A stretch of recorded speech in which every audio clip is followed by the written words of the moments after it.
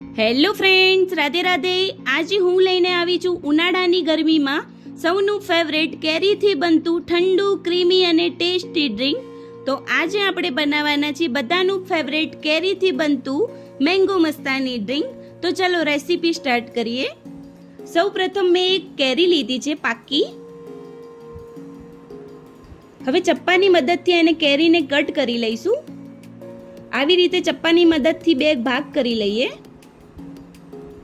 હવે જે કેરીનો ભાગ કરેલો છે એને ચપ્પુની મદદથી નાના ટુકડા કરી લઈશું આવી રીતે. હવે ચમચીની મદદથી જે ટુકડા કરેલા છે એને આપણે કાઢી લઈએ.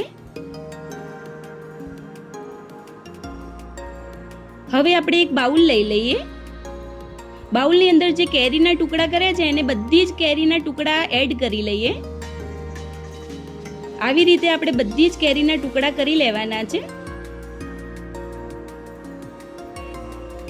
આવી રીતે મેં બધા જ ટુકડા કરી લીધા છે કેરીના. હવે આપણે એક મિક્સર જાર લઈ લઈએ. હવે મિક્સર જારની અંદર જે કેરીના ટુકડા કર્યા છે એને એડ કરી લઈશું.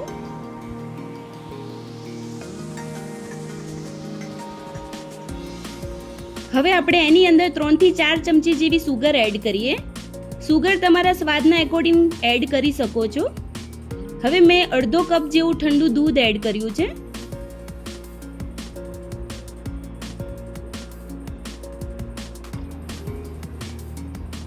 હવે ડ્રિંકમાં થોડો ક્રીમી સ્વાદ આવે એના માટે મેં 2 ચમચી વેનીલા આઈસ્ક્રીમ એડ કર્યો છે.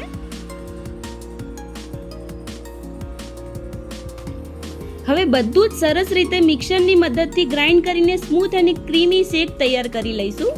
હવે પ્રોપર ક્રીમી શેક તૈયાર થઈ ગયો છે. હવે આપણે એક પ્લેટમાં સર્વિંગ ગ્લાસ લઈ લઈએ. હવે એની અંદર આપણે કેરીના ટુકડા એડ કરી લઈએ.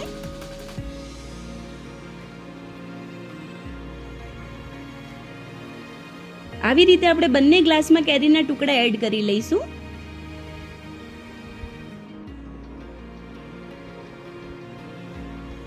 હવે ઉપરથી આપણે જે મેંગો શેક તૈયાર કર્યું છે એને એડ કરી લઈએ.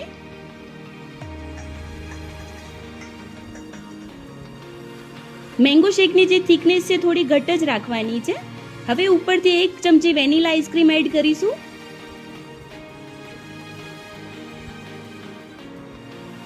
આવી રીતે આપણે બંને ગ્લાસમાં વેનીલા આઈસ્ક્રીમ એડ કરી લઈએ.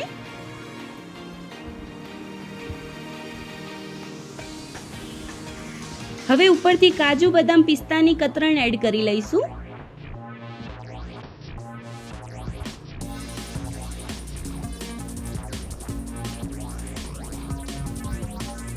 હવે ઉપરથી મેંગો શેક એડ કરી લઈએ.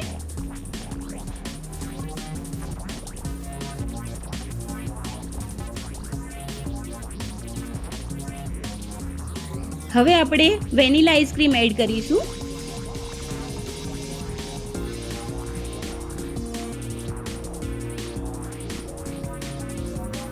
હવે આપણે કેરીના ટુકડા એડ કરી લઈએ ઉપરથી.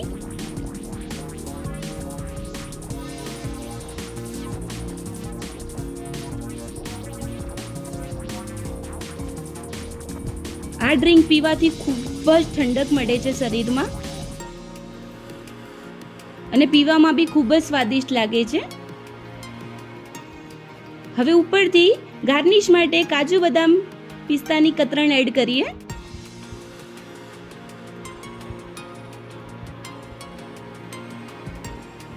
હવે ઉપરથી થોડી તૂટી ફૂટી એડ કરી લઈશું ગાર્નિશ માટે, જેથી લુક વાઇઝ ખૂબ જ સરસ લાગે અને ફ્લેવર પણ ખૂબ જ સરસ લાગે.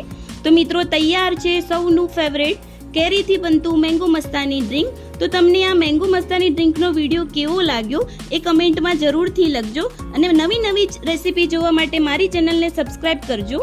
ફરી મળીશું એક નવી રેસીપી કન્ટેન્ટ સાથે. રાધે રાધે.